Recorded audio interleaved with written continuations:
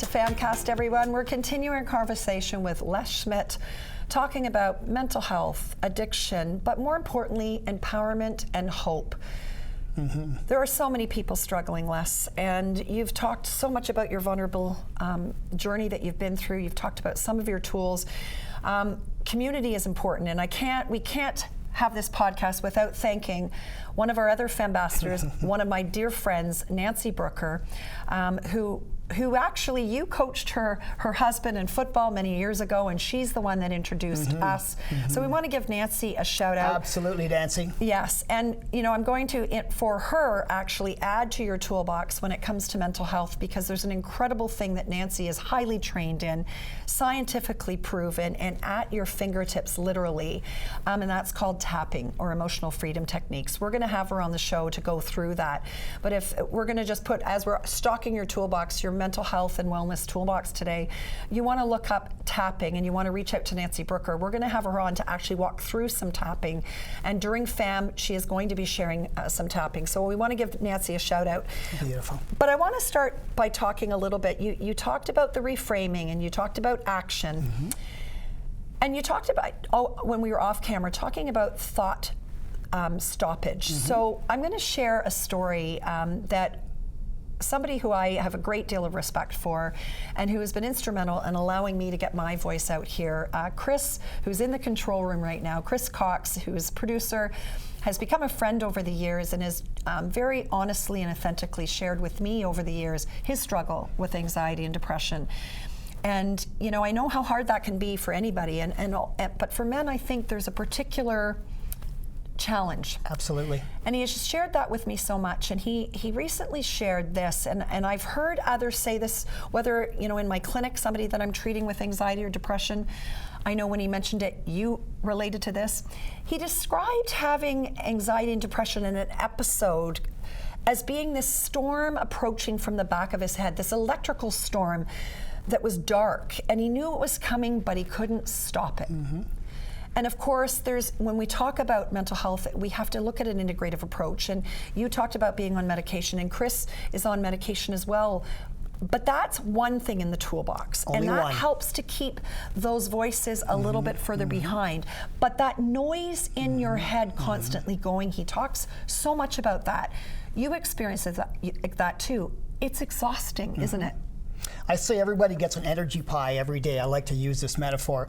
It depends how you carve it up. And I know for me, I was a bit of a workaholic, and then nothing left of the pie when I got home. So we need to make a priority on us, because if you're not happy, the family isn't happy, you're not productive. So it's funny, my barber has young there, and he liked it, so I said, let me know how your energy pie is doing next time. Exactly. I love that analogy, and these are important, because I think everybody's journey is different, and not every person who struggles with mental health, you know, whether it be bipolar, whether it be anxiety or depression or whatever it is, experience is identical, but there's a lot of similarities. But what is important is that the toolbox is stocked. So this stopping the thoughts, because there's so many thoughts running through your head, which is so exhausting.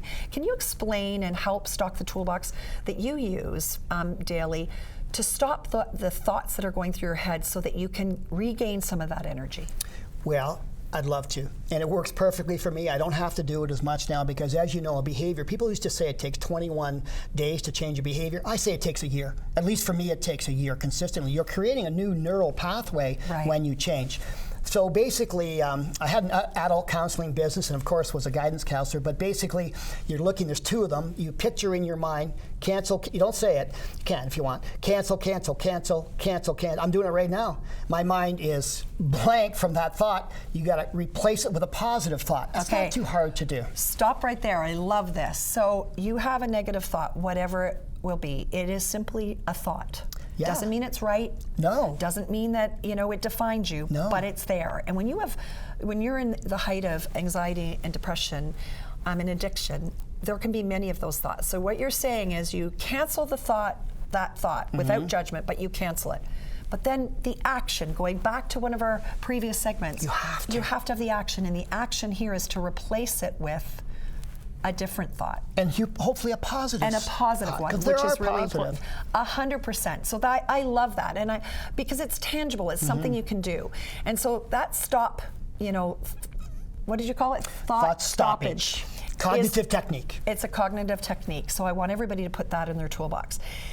Now, both of us with backgrounds in kinesiology, we all know and you've heard that movement is critical every day, but you made mention that, stretching, you may not be flexible, but that stretching is critically important.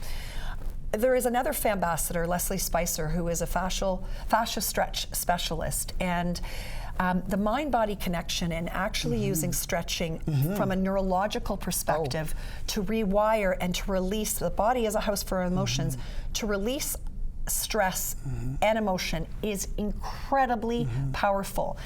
And when we look at technology or techniques that don't cost a lot of money, we are able to stretch. That's part of your toolbox, is it not? Can you speak to that a little bit? Well, I was saying to you that the physical for me is the easiest. I had the coaches of the century growing up in high school, and there was no problem with that.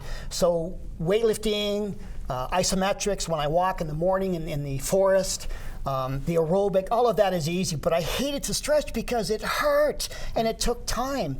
So I found out that if I put BNN on, to be honest with you, because I love business news, I used to teach business, or music. Tragically Hip is my favorite of all time. Do you know what? I do it. Right. But my little brain goes, watch, don't do it, Les, rush away, because there's that fight, right? Right. Meanwhile, when you're done, how do you feel? You feel great. Yes, and we're going to dive in more to this, and you're going to want to tune into that episode, because Leslie's going to be coming along with a couple of other guests to talk about the connection to the fascia, to muscle, and to nerves, and the brain.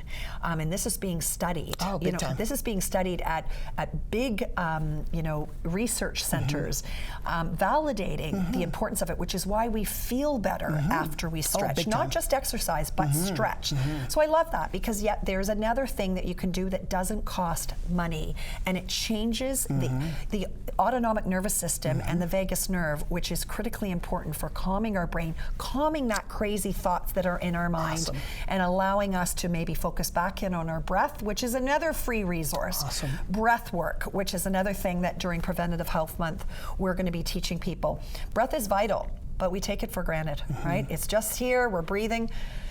But when you really stop and you pay attention to your breath and you use your breath in a therapeutic way, all of a sudden now the thoughts are different. The way you're physically feeling is better. So that's incredible. Now, another thing that you shared. And the mindfulness and meditation. Exactly. I'm not real good at meditation because I can't sit still, but I have family members who use it, therapeutic touch, other things, and it's changed their lives. Yes, but I'm here to say that meditation comes in many different forms. True. So you are doing a form of in meditating. The forest. I was just going to say that. A walk in the forest is a form of meditation. You don't have to sit cross-legged with the lights down for an hour to meditate. You can be walking in the forest and taking in the sights and having nature around you. That is a form of movement meditation. Excellent. And equally as important. You're right. So I see. Nick, could I interrupt you? One more thing I was thinking about. I hope it comes to me because it's so important. Oh, Les, I just went in and out of my brain. Oh, yes. So for people out there who don't want to join the club, I can't join a club because I call it Les's yoga. So I've gone on YouTube and I've made the things up that I can do. Good for you. You can have your own yoga. You don't need to put your foot up over your neck. Figure out, it is amazing. It is. That's all I want to say. So what's really neat, I see an onion sitting in front of me. And we've now. Famous onion. Yes, and we've now just coined this the FAM onion. I think we could. Yeah. The FAM, resiliency, stress tolerance onion. That's a little bit long, but I like it. Yes. So let's talk a little bit about the analogy of what this onion represents. I've presented all over Ontario, and I'll tell you, this gets one of the highest things. It's got multiple things. So when you're born, remember this, self-esteem begins in the womb and ends in the tomb. So everybody has, and you call it health esteem, which I love. So when my daughter was born, she had to be in the hospital for 6 weeks, and my wife wasn't doing, she got a layer. Every time you come across a little bit of a failure, in quotations, which is, by the way, Henry Ford said, failure is the opportunity to begin again more intelligently. Yes. So once again, layer after layer. So in my life, growing up in my wife hates this, the hood of Kitchener, and going through a lot of stuff, it's pretty hard to hurt me. Like, you got to be in the inner circle, really. And some people who talked about the depression with me and they're saying these stupid things didn't hurt me. You know, I'm not even going to waste my energy on you. The bigger and thicker your onion is, the better wellness you have. Because the layer is a wellness strategy to give you that. The cognitive reframing. You get a layer. My friend who's a little bit older, he says, yeah, but the layers start falling off less when you get older. Well, that's okay. When you cut the onion, you cry. But I want the men to know out there, crying's okay, man. Yes. I played junior B hockey, one of the most ruthless sports hockey is. And I'm going to tell you what, sometimes I didn't even want to play. I was so nervous or whatever. And I had a coach named Ivan who said, Schmidt, it's okay. He could feel the anxiety. He could feel the depression. It's palpable. It's when palpable. Somebody is experiencing so that is, and you have, I was going to say, there are kids come in my guidance office. It's 10 times this size. And I used to say in my parent presentations, you spend one day in my guidance office and you'll change your mind on teenagers if you think they're weak or whatever. The stories these kids have told me, and what an honor and a pleasure to be told. I thought my life was a big onion, not compared to them. And that's the empathy part of wellness. Yes. I believe Stephen Covey's 7 Habits of Highly Effective People, habit 5 is empathy. Yes. And so, once again, the toolbox. But it's not easy to have empathy. Most of us have sympathy. Right. True. And we also have to take the time to just have humanity and understand, Absolutely. you know, to be able to hold space for someone when they're struggling, and to be able to, you may not be able to relate and understand necessarily because you've not experienced it, but you can certainly hold space and be a safe place for someone to just be. And that's so important. It's everything. You know, when Chris was over here talking, I thought, I shouldn't have said this at a seminar, but I did. I said, some of you men in here need a good heart attack before you understand what I'm saying. Yeah, that's not ideal. But guess what? A lot of them came up afterwards, because I said, what are the things that you do? You do exercise, you do this, and you do that. And I guess the good thing is I don't care if I get hired back, because, but the message got through. So it's the same thing with mental health. I'm going to say this. Some of the organizations I go to, oh, boo-hoo. I'm not going to mention what jobs they do. You could figure it out. Oh, that's not a man, whatever. You know what I feel like saying? If it happened to you or your family, what would you be saying now? Right. And you know what they go? Yeah. So I just want people to know the 1 in 5 number of mental health, that's out. It's 1 in 3. It's every family gets hit.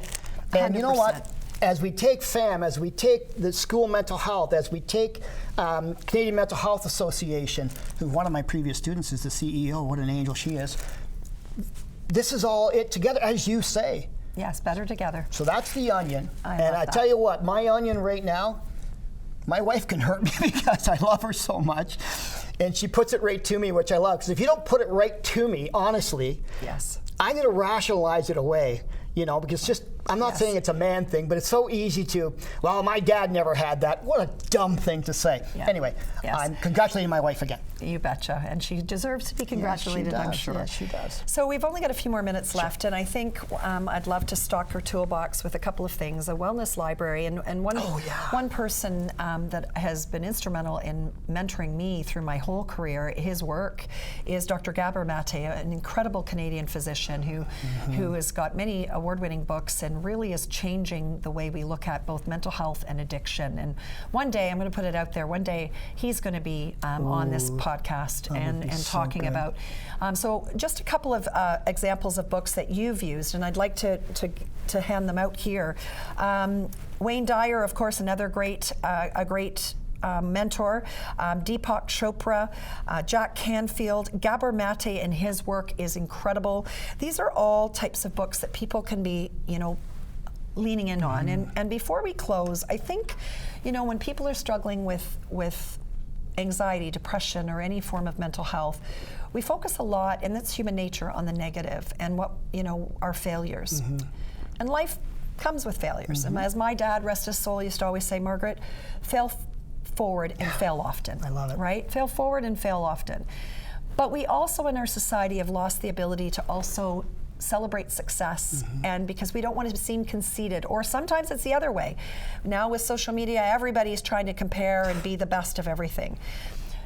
You brought this into studio today, and you're protecting it, and it's here as a symbol of something. Tell everybody why this is here today and what it represents. Thank you. Comparison, by the way, is a fast track to misery, so we should think about that. Here's a situation where in episode 4, I threw everything away. I threw all the letters from students that I loved and everything because I was just so down and out. I didn't throw out a couple of things.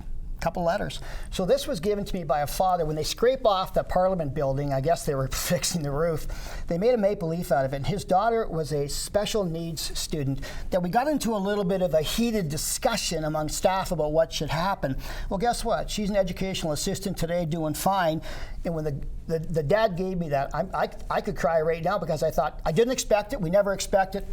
But I'm keeping that. And in my lowest times, it doesn't have to be a major thing. And all of you out there, you've had successes, celebrate it. I teach young girls to be politely assertive, not aggressive.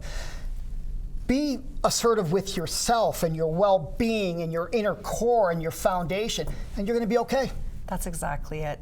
The message is clear. We have to be kind to ourselves. We have to have empathy for others. We have to take action, and we have to celebrate one another and ourselves, and we have to do it with humility and kindness, and that's how we're going to create change in this space. Thank you for joining us today. Oh, it's more than a pleasure. I say go fam, go, but what an honor. As you mentioned to me, everybody has a lived story. Thank you. Yes, and so for all of you at home, following through the entire Preventative Health Month in February, that's just the beginning. This is a movement all year long. I want to invite all of you to go to Eventbrite, and the tickets are free.